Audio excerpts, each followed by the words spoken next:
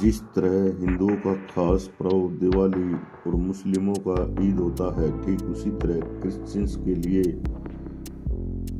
Christmas का दिन भी बहुत ही खास होता है। क्योंकि क्रिसमस केवल एक त्योहार ही नहीं बल्कि ईश्वर के प्रति प्यार और ईसा मसीह द्वारा बताए गए सिद्धांतों को दुनिया में फैलाने का दिन है। क्रिश्चियन समुदाय के लोग इस दिन मसीह का सम्मान करते हैं और प्रार्थना करते हैं, अपने बच्चों को संदेश सिखाते हैं। इस दिन दुनिया के सभी चर्च हर तरफ से सजाए जाते हैं और रात में केक काटा जाता है। माना जाता है इस दिन ईसा मसीह का जन्म बेथलम में हुआ था। क्रिश्चियन धर्म के लोग उन्हें ईश्वर का बेटा मानते हैं। वैसे तो ये क्रिश्चियन का त्यौहार है, लेकिन हर धर्म के लोग चर्च में जाते हैं और ईसा मसीह के सम्मान में मोमबत्ती जलाकर प्रार्थना करते हैं। दुनिया की अलग अलग जगहों पर क्रिसमस का त्यौहार पूरी खुशी के साथ मनाया जाता है। स्कूल और कॉलोनी में भी क्रिसमस डे सभी मनाते हैं। कोई न कोई सांता क्लॉज बन के सभी बच्चों को अलग अलग तरह के तोहफे देता है। क्रिसमस शब्द क्राइस्ट और मास दोनों शब्दों के मेल से बना है, जो मध्यकाल के अंग्रेजी शब्द क्रिस्टमसे और पुरानी अंग्रेजी शब्द क्रिस्टेमसे से नकल किया गया है। 1038 ईस्वी में इसे क्रिसमस कहा जाने लगा। इसमें क्रिस का अर्थ मसीह है और मस का अर्थ ईसाइयों का प्रार्थना में समूह यानी मास है। यीशु के जन्म के संबंध में कई पौराणिक कथाएं हैं। इस कथा के अनुसार प्रभु ने मेरी नामक एक कुंवारी लड़की के पास गैब्रियल नामक दूत भेजा। गैब्रियल ने मेरी को बताया कि वह प्रभु के पुत्र को जन्म देगी तथा बच्चे का नाम यीशु रखा जाएगा। वह बड़ा होकर राजा बनेगा तथा उसके राज्य की कोई सीमा नहीं होगी। क्रिसमस के दौरान प्रभु की प्रशंसा में लोग क्रोल गाते हैं। वे प्यार व भाईचारे का संदेश देते हुए घर घर घंटी बजाते हुए जाते हैं। क्रिसमस ट्री अपने वैभव के लिए पूरे संसार में प्रसिद्ध है। क्रिश्चियन अपने घरों के पेड़ों को सजाते हैं तथा हर कोने में मिसलटों को टांगते हैं। चर्च मास के बाद क्रिश्चियन मित्रत्ववश एक दूसरे के घर जाते हैं तथा दावत करते हैं और एक दूसरे को शुभकामनाएं और उपहार देते हैं। वे शांति और भाईचारे का संदेश फैलाते हैं। भारत में विशेषकर गोवा में कुछ लोकप्रिय चर्च हैं जहां क्रिसमस बहुत जोश और उत्साह के साथ मनाया जाता है। क्रिसमस के मौके पर अक्सर हम सब सांता क्लॉज के देखते हैं।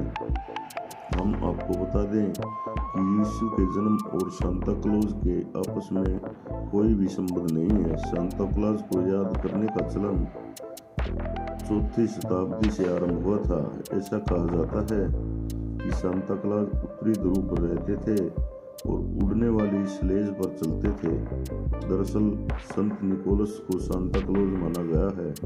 वे तुर्किस्तान की मीरा नामक शहर के बिशप थे। कहानियों के अनुसार सांता क्लॉज लाल व सफेद ड्रेस में पहने हुए एक वृद्ध मोटा पौराणिक चरित्र है जो रेंडियर पर सवार होकर तथा समारोह में विशेषकर बच्चों के लिए चॉकलेट तथा अन्य उपहार वस्तुएं लाता है। क्रिसमस के दिन सांता क्लॉज उपहार बांटते हैं। मौजे में गिफ्ट की बात तो हमने सबने सुनी होगी। ऐसा कहा जाता है कि संत निकोलस ने एक शख्स की मदद के लिए जुराब में सोना छुपा दिया था। वह संभवतः रात के समय लोगों की मदद के लिए जुराबों में रख देते थे। तभी से क्रिसमस के दिन मोजे में गिफ्ट छुपाने की और सीक्रेट सांता क्लॉज बनाने का रिवाज है। अलग अलग देशों में अपने तरीके से लोग क्रिसमस का त्यौहार मनाते हैं। यूरोप में करीब 12 दिनों तक क्रिसमस का त्यौहार मनाया जाता है। क्रिसमस पर फल वाले पेड़ को सजाया जाता है। फल के इस पेड़ को लोग क्रिसमस ट्री कहते हैं। इस पर रंग बिरंगी लाइटें लगाई जाती हैं और तोहफे आदि लटकाए जाते हैं। ऐसा माना जाता है कि ये पेड़ घर की नेगेटिविटी को दूर करता है।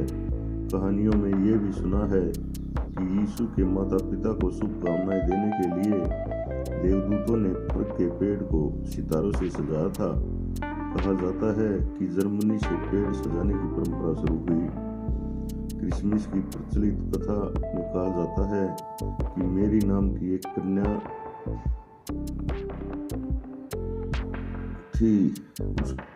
वह एक यूसुफ नाम के व्यक्ति को पसंद करती थी, लेकिन अभी उनका विवाह नहीं हुआ था। वो एक कुंवारी कन्या थी। एक दिन ईश्वर ने एक संदेश के साथ ग्रेबियल नामक परी को मरियम के पास भेजा।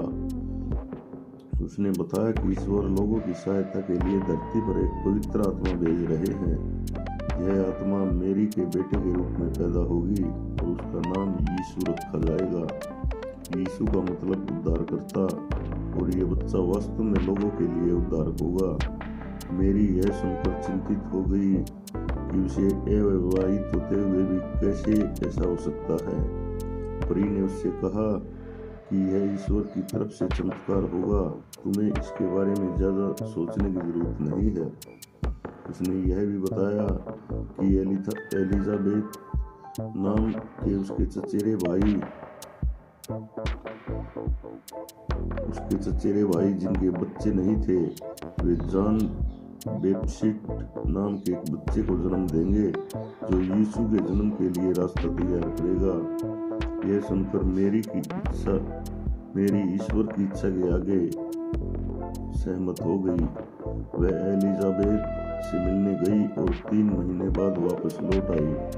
जब वो वापस लौटी तो गर्भवती हो चुकी थी।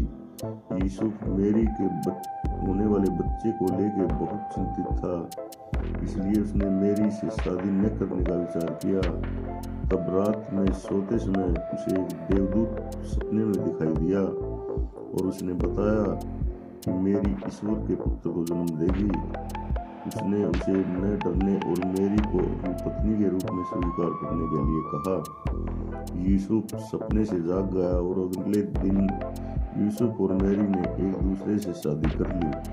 यूसुफ केवल कानूनी रूप से यीशु के पिता थे और वे एक बढ़ई थे, एक शिल्पकार जो अपने हाथों से काम करते थे। कुछ समय बाद यूसुफ और मरियम को नाम पंजीकृत कराने के लिए बैतलहम जाना पड़ा, नाजरेत से जो बहुत दूर था। जब वे वहां पहुंचे तो उन्होंने पाया कि वहां भीड़ बहुत थी। उनके रहने के लिए वहां कोई जगह नहीं बची थी, क्योंकि सभी सराय आवास अन्य लोगों के द्वारा कब्जाए गए थे। यीशु जिसने अपने विभिन्न चित्रों से कई तरीकों से नियंत्रित किया था, इसलिए उन्होंने एक अस्तबल में शरण ली, जहां मेरी ने आधी रात को यीशु को जन्म दिया। इस प्रकार प्रभु यीशु का जन्म हुआ। जीसस का जन्म होने के बाद उन्हें मंदिर में रखा गया और पहने चरवाहे अपनी भेड़ बकरियों को संभालने आए तो उन्होंने एक परी दिखाई दी। देवदूत ने उन्हें बताया कि आपका उद्धारकर्ता आज बैतलहम में पैदा हुआ था। चरवाहों ने यकीन नहीं किया, लेकिन जब उन्होंने यूसुफ, मरियम और बच्चे यीशु को देखा तो वे आश्चर्यचकित रह गए। उनकी खुशी का ठिकाना न रहा। यीशु के जन्म के समय आसमान में एक उज्जवल सितारा दिखाई दिया। बैतलहम के अन्य हिस्सों में जहां चरवाहे अपने जानवर चरा रहे थे, स्वर्गदूत उन्हें अच्छी खबर देने लगे। उन्होंने दुनिया पर पवित्र आत्मा का स्वागत करने के लिए गाने गाए और यीशु के जन्म का आनंद लिया। तब से इस दिन को क्रिसमस के रूप में मनाया जाता है।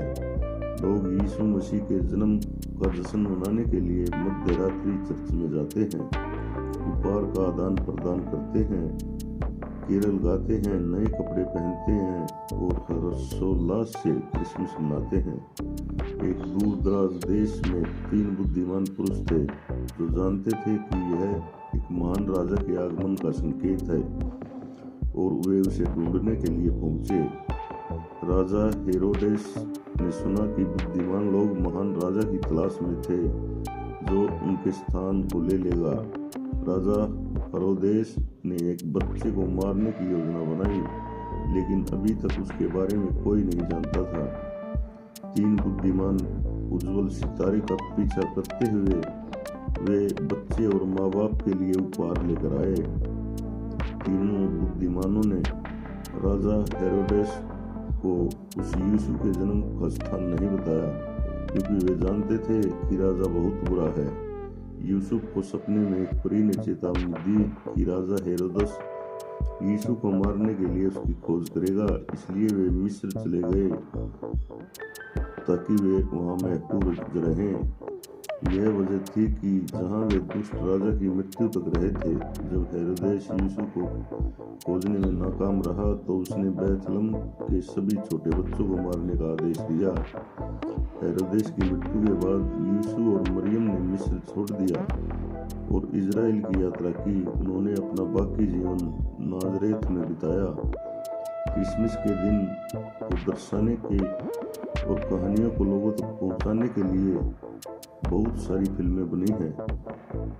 प्राचीन यहूदियों में आमतौर पर केवल एक ही नाम होता है, और जब अधिक विशिष्टता की आवश्यकता होती है तो पिता का नाम या मूल स्थान जोड़ने की भी प्रथा है। इस प्रकार अपने जीवन काल में यीशु को यूसुफ का पुत्र यीशु कहा जाता है। उनकी मृत्यु के बाद उन्हें यीशु मसीह कहा जाने लगा। क्राइस्ट मूल रूप से एक नाम नहीं था, बल्कि ग्रीक शब्द क्रिस्टोन से लिया गया है। तो ये थी भगवान यीशु की अवतार के रूप में प्रकट होने की कहानी। आशा आपको ये पसंद आई होगी। पसंद आए तो मेरे चैनल को सब्सक्राइब करें, लाइक करें और शेयर करें। धन्यवाद।